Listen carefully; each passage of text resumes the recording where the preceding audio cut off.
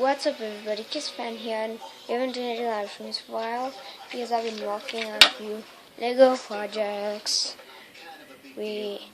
First we have a working Lego gun. It doesn't shoot anything though, but here we go. It doesn't have even any mechanisms. It only has rubber bands. So it has two parts that work: the trigger, like you can see, and then a chamber. Sometimes it breaks. You have to pull it kind of hard. Oops.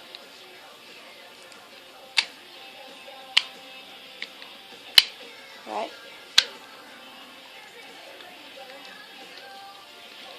Yeah, also you have to push back the trigger.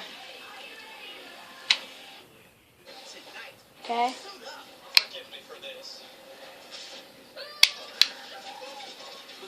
Okay, so that there is our Lego pistol.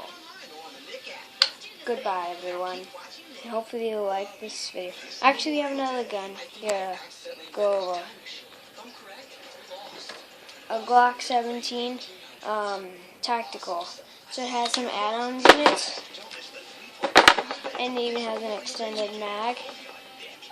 So here. It has a few regular mags. Two. Okay. And it has a flashlight attachment. Oops.